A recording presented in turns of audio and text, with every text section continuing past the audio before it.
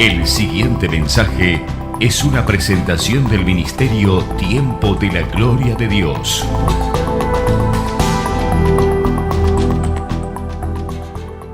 Así que para el día de hoy el mensaje que tenemos titulado ahí se llama Fe para Procesos, como para ir introduciendo la temática del miércoles. Evangelio favorito de ustedes. A ver, ¿quién me dice cuál es su evangelio favorito?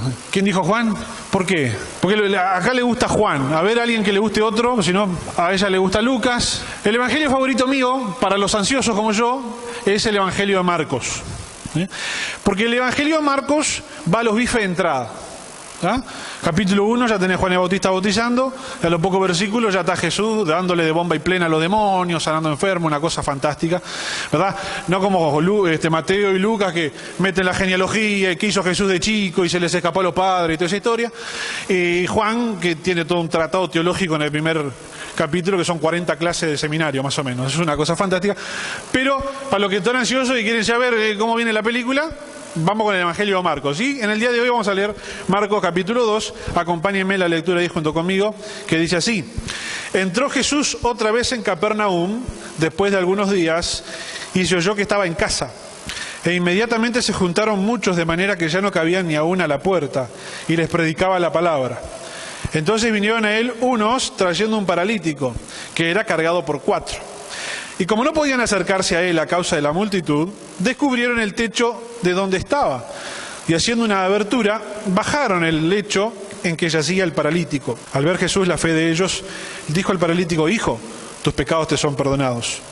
Estaban allí sentados algunos de los escribas, los cuales cavilaban en sus corazones. ¿Por qué habla este así? Blasfemias dice. ¿Quién puede perdonar pecados sino solo Dios? Y conociendo luego Jesús en su espíritu que cavilaban de esta manera dentro de sí mismos, les dijo: ¿Por qué caviláis así en vuestros corazones? ¿Qué es más fácil decir al paralítico: tus pecados te son perdonados, o decirle: levántate, toma tu lecho y anda? Pues para que sepáis que el Hijo del Hombre tiene potestad en la tierra para perdonar pecados, dijo al paralítico: a ti te digo, levántate, toma tu lecho y vete a tu casa. Entonces él se levantó y enseguida, tomando su lecho, salió delante de todos, de manera que todos se asombraron y glorificaron a Dios, diciendo: nunca hemos visto tal cosa. En este capítulo, en esta escena, estamos muy probablemente ubicados en la casa de Pedro, en Capernaum. Está Jesucristo, que hizo una reunión de casa de paz, se le llenó de gente.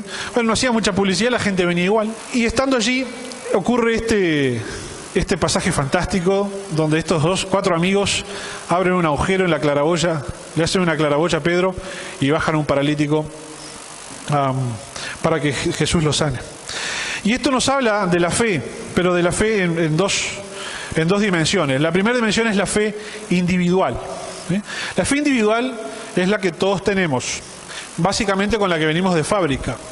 La Biblia nos enseña que Dios puso una medida de fe en cada uno, y esto ocurre así para todos, ya sean creyentes o no sean creyentes.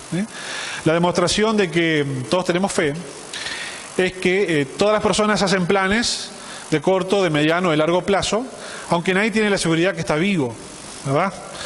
Ustedes y yo, todos, cuando lleguemos a casa, tenemos pensado ya que vamos a comer, algo hay, aunque no esté armado, algo hay, para manotear, ¿no? Los que hacen compras y hacen surtidos semanales o mensuales, compran porque tienen fe de que van a estar vivos el próximo mes, ¿verdad? En realidad nadie te asegura que vas a estar vivo el próximo minuto. Sin embargo, hay algo dentro tuyo que te dice que es bastante probable que vas a estar vivo, ¿verdad? En los próximos meses. Entonces, haces planes de largo plazo. Entonces, esa fe que cada uno de nosotros tenemos, la tiene los que creen en Dios, los que no creen en Dios, ateo, agnóstico, de cualquier religión. Esa es la fe individual. Pero en este pasaje se hace un énfasis muy interesante en otro concepto, que es la fe colectiva.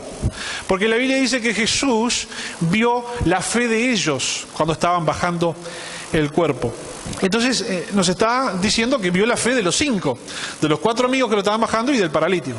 Porque no hay ninguna evidencia en ningún relato de que el paralítico no tuviese fe, o que no pudiese estar ahí, o que estuviese renegando lo que estaban haciendo, ¿verdad?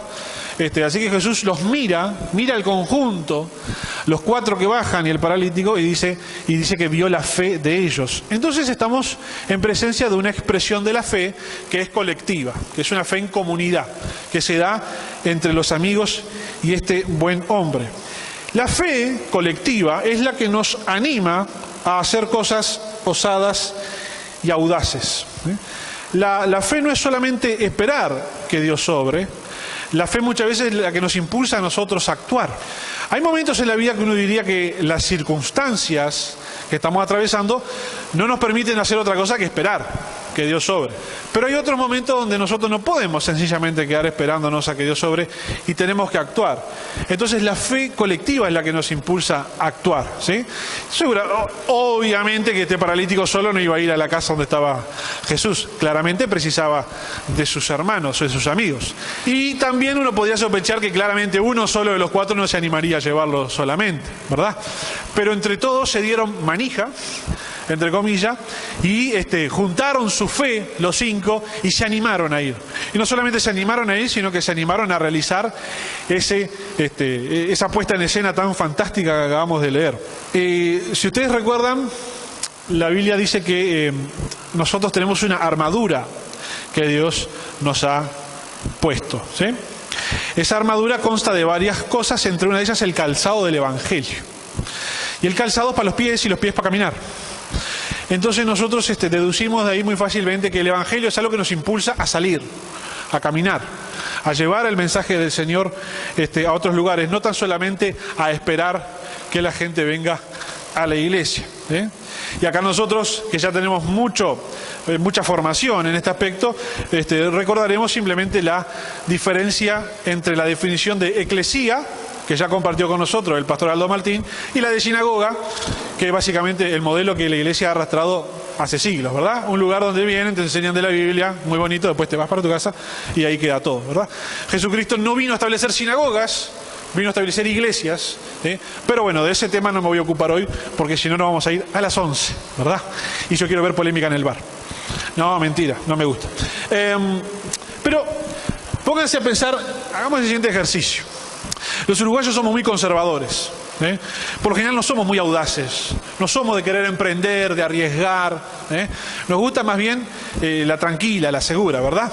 De hecho, el sueño del uruguayo promedio es ser como yo, empleado público. No como yo, feo. Si no, bueno, el trabajo seguro, el sueldo a fin de mes, bueno, si no es un empleo público, una empresa privada, pero grande, estable, digamos, donde uno puede hacer carrera y ahí a jubilarse y después cobrar la jubilación también, hasta que nos toque irnos con el Señor, ¿no? Básicamente, y esto es importante detallarlo porque nosotros venimos al camino del Señor, pero de algún lado hemos salido. Salimos de esa cultura y traemos esa cultura a la iglesia.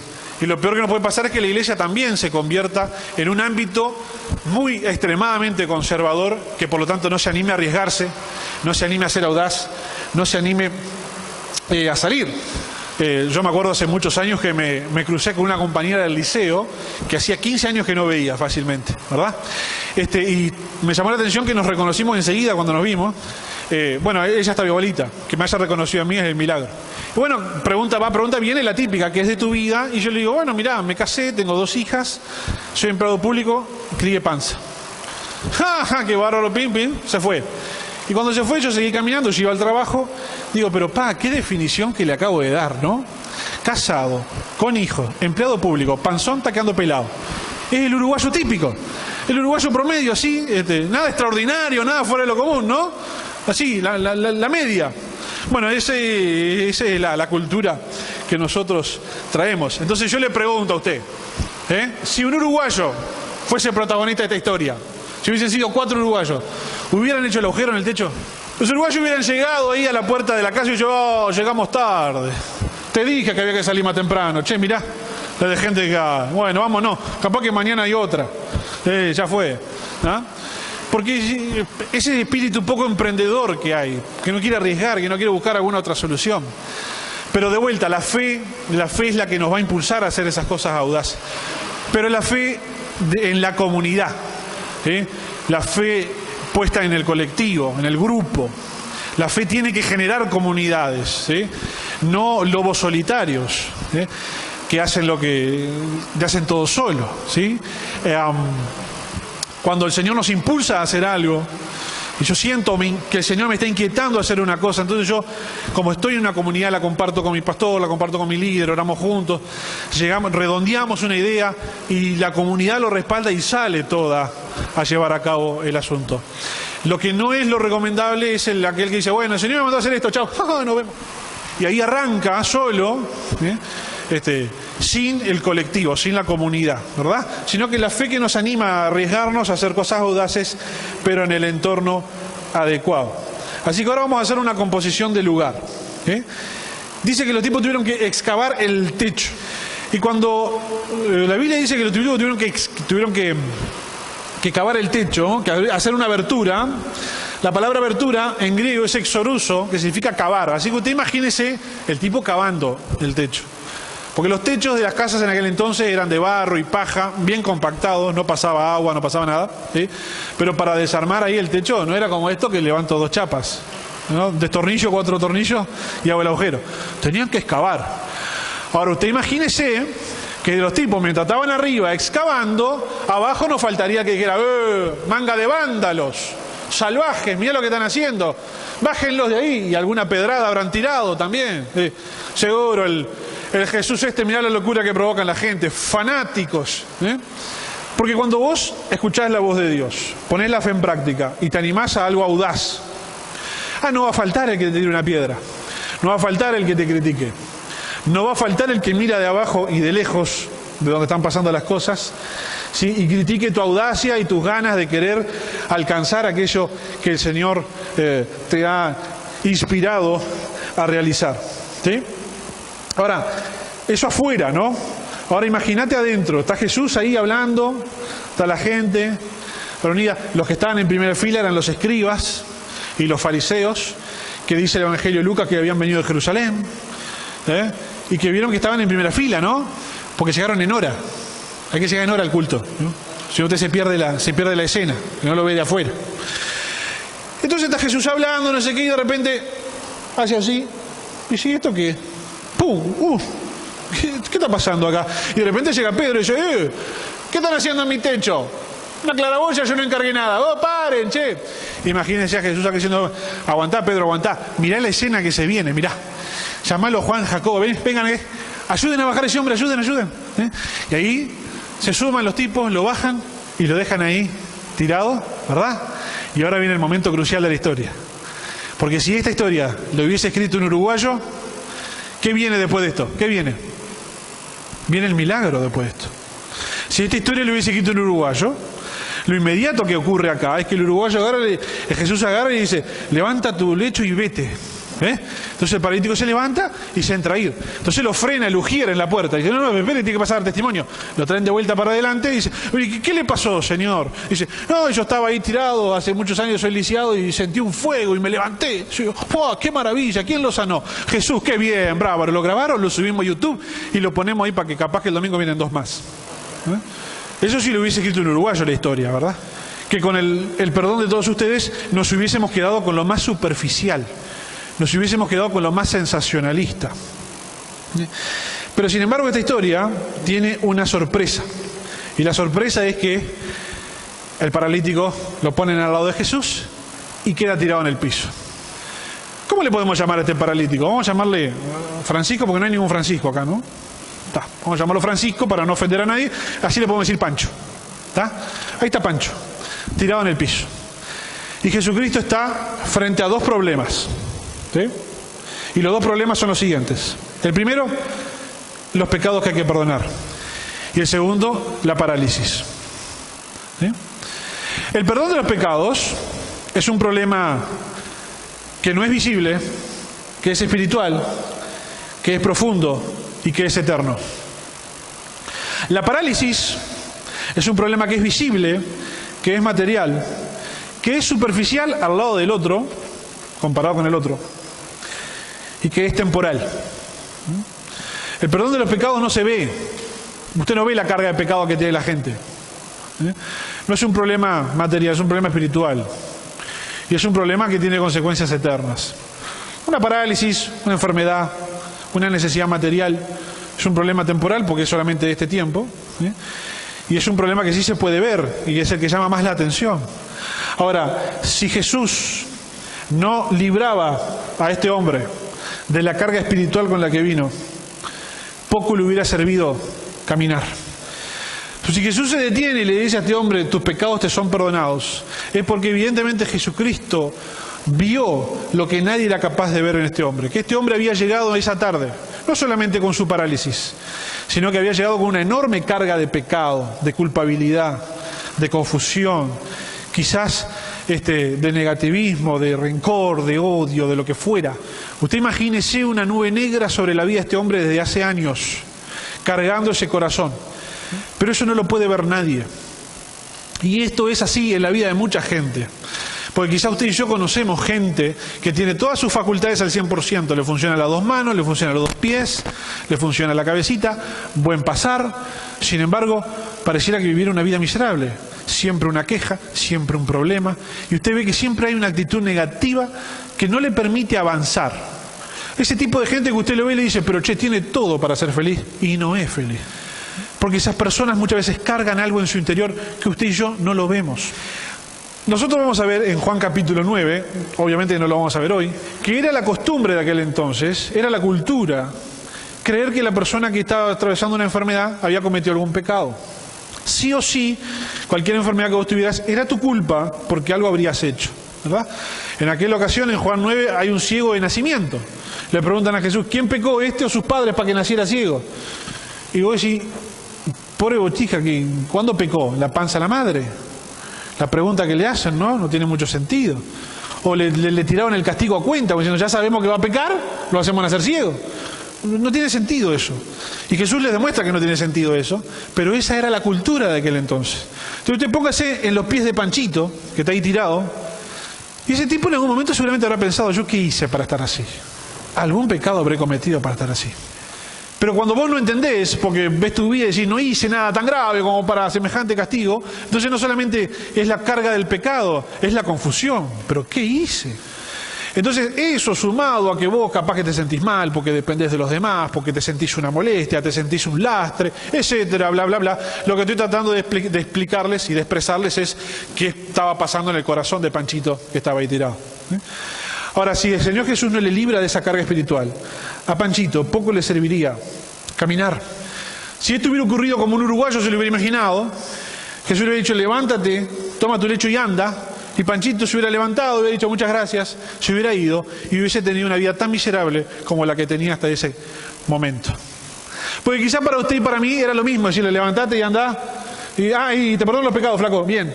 Capaz que para nosotros el orden no hubiese sido el mismo, ¿verdad? Pero no es lo mismo. No es lo mismo porque el Señor Jesús, primero, obra nuestras vidas para prepararnos para que el milagro, cuando venga, nos resulte útil. Si Dios no le perdonaba los pecados a este buen hombre, el milagro de caminar no le hubiese servido para mucho. Entonces lo que nosotros vemos acá es que Dios le está preparando la vida de este hombre para luego poder recibir el milagro y que el milagro cuando venga le resulte útil. Por eso hablamos de la fe para procesos en lugar de la fe para el milagro. ¿Sí? La fe más enfocada en que yo me pueda sostener durante la espera, más allá de la fe para producir aquel resultado. ¿Sí? La fe para producir el resultado estaba, pero también se hacía falta una fe para mantenerse firme mientras esperaban el resultado. ¿Sí? Porque ustedes saben que la fe es, me mantengo firme mientras espero. Muy bien. Pregunta acá, por ejemplo, ¿no? Para poner un ejemplo práctico de esto. ¿Cuántos quieren ser prósperos? A ver, levanten la mano. Qué manga de avaros codiciosos esto, mirá, adoradores de Mamona, ¿eh? Todos levantaron la mano, quieren plata. Está bien. El joven, el hijo pródigo también quería prosperidad. Pero el hijo pródigo pidió prosperidad al papá. Le dijo, papá, dame la mía. Y el papá le dio la de él. Pero el chiquilín no tenía un propósito claro. Chiquilín no tenía rumbo cuando iba a salir con toda esa plata en el bolsillo. Fue a vivir la vida. Fue a disfrutarla porque la vida es hoy y esto hay que disfrutarlo ahora porque ¿qué nos vamos a llevar de acá? ¿Sí? Hay que seguir el corazón, hay que hacer lo que uno siente y en definitiva la plata del viejo para disfrutarla, ¿verdad? No para andar guardándola, etcétera. Entonces se va para la ciudad, ¿sí? Chiquilín de campo, ¿qué podía saber de la vida en la ciudad? Básicamente nada. Seguramente podemos sospechar que Algún comerciante que iba a hacer negocio con el papá le debió haber llenado un poco la cabeza con lo que era la vida en la ciudad. Seguramente un porteño, ¿no? Que le dijo, ustedes acá con toda la plata y yo que vivo en la ciudad, ¿sabe cómo yo que la juno bien? Allá en la ciudad todo, mina, boliche, noche, escuchame. Y vos acá aburrido, contando ovejitas, con toda la plata que tiene, no sabes lo que te está perdiendo, pibe. Entonces el loco le quedó seguramente eso en algo diciendo, la que me estoy perdiendo, porque todo lo que veo a mi alrededor la pasan re bomba, ¿sí? Y yo acá en el campito con papá. Dame la mía, viejo, que me voy. ¿Sí?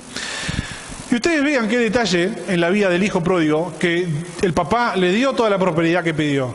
Y esa prosperidad, ¿de qué le sirvió? Le sirvió para arruinarse. Porque al cabo del tiempo, la plata se le gastó toda. ¿Cuántos saben que la plata se gasta y no vuelve? Se la gastó toda y terminó cuidando chanchos. Que para un judío eso era una inmundicia, cuidar un chancho. Mucho más ver si podía comer la comida de los chanchos, peor. Entonces la Biblia tiene un momento ahí en Lucas capítulo 15, donde se cuenta esta historia, donde el joven rico dice la Biblia, y volviendo en sí, pensó y dijo, en casa de mi padre, los empleados de papá están mejor que yo, los empleados. Voy a volver y le voy a pedir trabajo como empleado. Hay otra versión de la Biblia que dice, por fin pensó y razonó todo eso. Entonces cuando el joven hace el clic, es el momento de la historia donde el joven encuentra el propósito. Ahí encontró propósito. Mi propósito es ser un siervo de mi papá. Mi propósito es trabajar para papá. Entonces vuelve a la estancia del padre y el padre lo estaba esperando con la prosperidad. Entonces esto es importante para que tú y yo sepamos que Dios quiere darnos prosperidad, pero primero pretende que sepamos el propósito.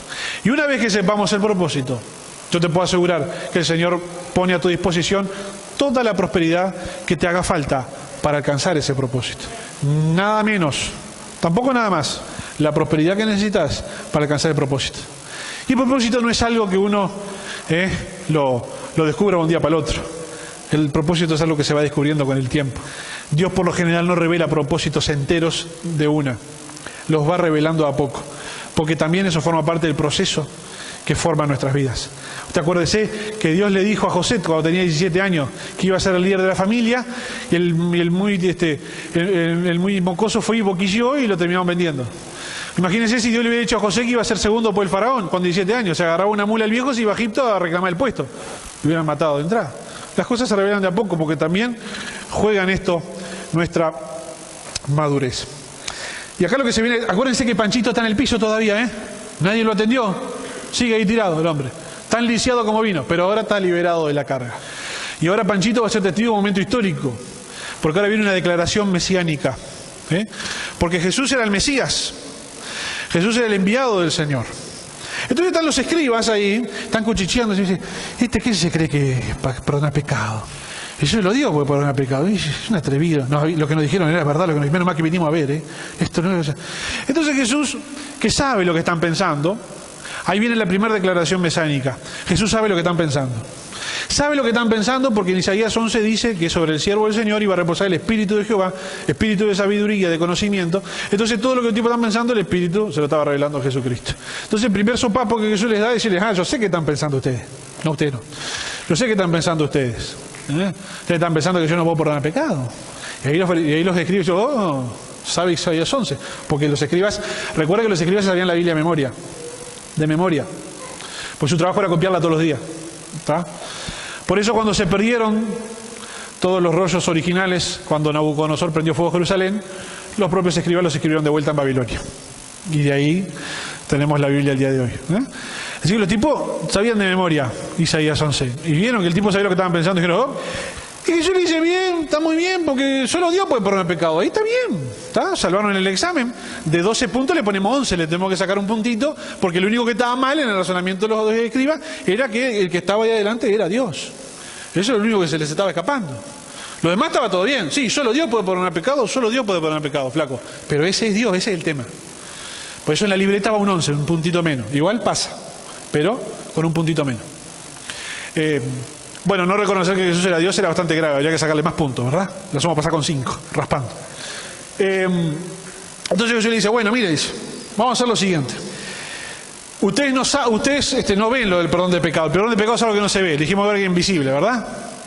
¿Alguna vez alguien vio un perdón de pecado? ¿Cómo luce? No se ve. Entonces, bueno, para que ustedes vean que lo que no se ve yo lo pude hacer, ahora les voy a hacer lo que pueden ver. A ver, ¿qué es más fácil? ¿Que yo le perdone los pecados o que lo levante de la camilla? ¿Cuál es más difícil? Humanamente son imposibles las dos, ¿no? Entonces, bueno, miren, y ahora sí, el momento que todos los uruguayos estaban esperando, viene ahora, ¿eh? Está Panchito en el piso todavía, ¿sí? Y ahora viene el momento, ¿sí? El milagro, ¿para cuándo quedó el milagro? Quedó para el final. Panchito, levántate, cazá la camilla y andá. Gracias por venir, que tengo más gente que atender. Nos vemos, chao. Panchito se va. Y apareció finalmente lo que estábamos esperando, el milagro. Pero apareció recién allá al final. En el medio había que hacer mucha otra cosa para que apareciera el milagro. Y muchas veces a nosotros en la vida también nos pasa igual. Todos venimos al camino del Señor porque tenemos un problema. ¿Sí? O 99% de las personas vienen al camino del Señor porque tienen un problema. ¿Está? Está bien que nos acerquemos al Señor porque necesitamos que Él intervenga y resuelva algo en nuestras vidas. ¿Sí? Y está bien cuando nosotros oramos por la gente y decimos que vamos a estar orando y que Dios va a orar. Pero luego de ese acercamiento inicial hay un paso superior a dar en la relación con Dios, que es la de no obsesionarse tanto con el milagro, con el resultado, y tratar de aprender algo del proceso. Porque Dios nos está preparando para recibir el milagro. Y muchas veces las personas se preguntan, ¿por qué tengo que estar esperando tanto tiempo? Se lo habrá preguntado al Panchito, ¿no? Me dijeron que me iban a sanar y acá estoy, en el piso. ¿Eh? ¿Por qué tengo que esperar tanto tiempo? ¿Será que Dios se olvidó de mi petición? Y en realidad tenés que cambiar la mentalidad y entender que Dios no se olvidó de tu petición y que la espera no es en vano, que el Señor te está formando para que vos puedas aprovechar ese milagro cuando venga. Por eso hoy hablamos de la fe para procesos, porque ya durante muchas décadas hemos estado acostumbrados al discurso de la fe para el resultado, de la fe para conseguir esto, de la fe para conseguir lo otro, y se nos desequilibró un poco el discurso. Entonces tenemos que volver a equilibrar eso, ¿sí? Para que la gente empiece a valorar un poco más los procesos también, que tienen lecciones muy importantes y tan importantes quizás como el milagro.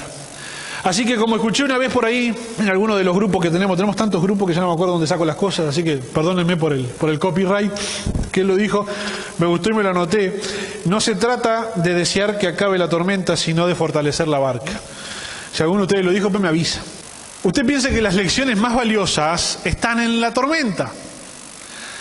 Porque los tipos van a atravesar el mar y la Biblia no se ocupa de lo que pasa cuando llegan. Nadie te cuenta, bueno, llegaron y se bajaron del barco. No importa eso. Lo que importó está uno en el medio. Las lecciones vienen de cuando están los tipos en la barca, se están desesperando por lo que va a pasar, Jesús está roncando. O en la otra escena donde están solos y Jesús aparece caminando así como Michael Jackson, pero sobre el agua, ¿no? Ahí están las lecciones para la vida. Iban a llegar, si Jesús le dijo pasen al otro lado. Con la sola palabra de Jesús que dijo pasen al otro lado, la llegada estaba asegurada. Lo que ocurre en el medio es donde nosotros sacamos las lecciones. Voy a ir terminando y les voy a contar que hay una frase en el mundo empresarial que dice: enamórate del problema y no de la solución. Enamórate del problema, no de la solución. ¿A cuánto les gustan los problemas acá? Levanta la manito, a ver. No levanta la mano ninguno. ¿Quién se puede enamorar de un problema? ¿Quién se levanta de mañana y dice, bueno, señor, a ver, mandame 3, 4 problemitas hoy que no quiero aburrirme? Entonces la primera vez que yo vi esta frase no me cerró mucho. Enamórate del problema y no de la solución. ¿Sí? Y la explicación está en lo siguiente, en lo que se llama el efecto Einstellung. Yo le voy a leer lo que es y después le hago una explicación práctica, para que no se pierda. El efecto Einstellung, que viene del alemán Einstellung, que significa actitud, configuración, es un sesgo cognitivo por el que una persona, al enfrentarse a un problema, utiliza demasiadas soluciones conocidas a otros problemas y renuncia a explorar ideas alternativas. Es la obstinada tendencia del cerebro humano a aferrarse a soluciones que ya ha experimentado como buenas, impidiendo la percepción de soluciones mejores. Es la naturaleza humana amar las respuestas. Desafortunadamente, esa misma tendencia puede evitar que encontremos otras soluciones. Cuando nos enfrentamos a un problema, tendemos a dejar de idear tan pronto como pensamos que hemos encontrado una respuesta.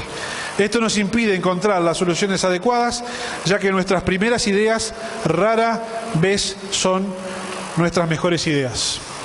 la primera idea que se te viene a la cabeza rara vez es la mejor idea. Hay que seguir pensándolo. Pero el efecto Eastelund lo que dice es que el ser humano, cuando se le ocurre una idea para solución, ya la aplica y se acabó. ¿Por qué? Porque le tenemos pavor al problema. Le tenemos pánico al problema, entonces primera solución que aparece, ¡pum!, se lamenta. Es como si el problema fuese una cucaracha, ¿no? No hay otra solución. ¿Tá? La quiero sacar. Esto se puede poner con un ejemplo bien práctico, ¿no? Por ejemplo, no llegas a fin de mes. ¿Qué hiciste el primer mes que no llegaste a fin de mes? Un adelanto. Está, listo. Pasé al mes siguiente. Al mes siguiente tampoco llegaste a fin de mes. Tarjeta. Listo. Al otro mes tampoco llegaste a fin de mes. Un prestamito. ¿Da? Entonces vos, cada vez que aparece el problema, que es no llegué a fin de mes, aplicás la misma solución siempre. Patearlo para el mes siguiente. ¿Está? Y como ese mes funcionó y pasó para el mes siguiente, al mes siguiente la misma. Porque apareció el problema de vuelta, la misma solución. En algún momento, dicen los técnicos que saben, que eso revienta. Entonces, en realidad, cuando a mí se me asoma el problema, lo que yo tendría que tratar es de explorar alguna otra solución distinta a la que vengo aplicando todos los meses. Decir, bueno, me parece que capaz que ya es hora que agarre y anote y controle exactamente en qué gasto todo, cuánto me entra y me ponga a hacer cuenta y tome control de mi presupuesto para ver si no sigo haciendo siempre la misma solución, a ver si encuentro una solución mejor, que solucione el problema de verdad, etc. Pero eso solamente se logra cuando uno, como dice aquella frase, se enamora del problema, lo investiga, lo ve. Uy, no me hagas. ¿Está? Pero si en realidad cuando el problema viene enseguida encajo la solución que ya conozco, o la más fácil, o la primera que tengo a la mano, quizás no lo termino de resolver nunca. Se reitera. Y así vamos a terminar con esta frase.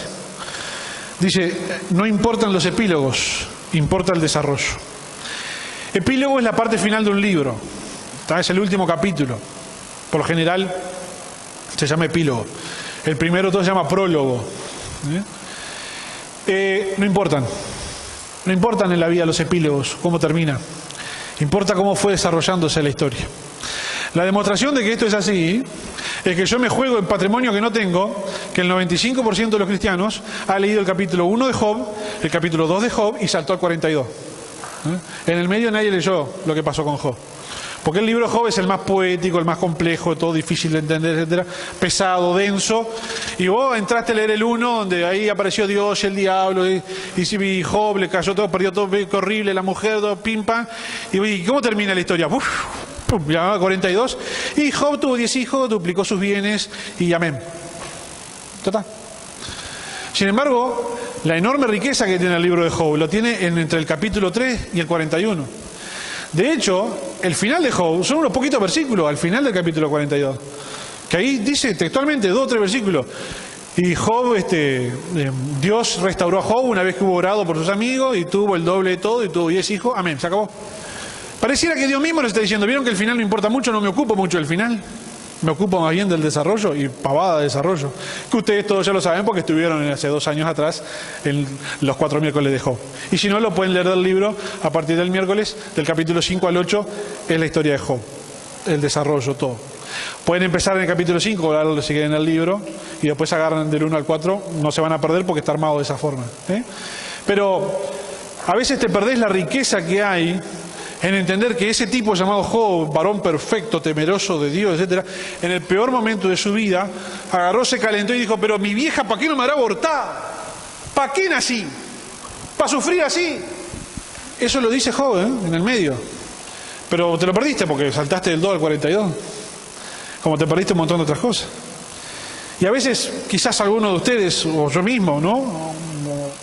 Ha pensado algo así. Para pasar la que estoy pasando, para sufrir la que estoy sufriendo, ¿para qué habré nacido?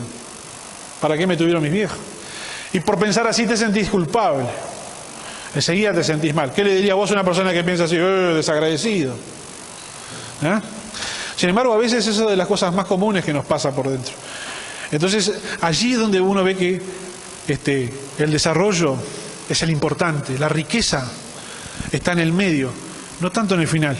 La Biblia no se ocupa mucho del final. Por eso tampoco se ocupa mucho de los detalles del Apocalipsis.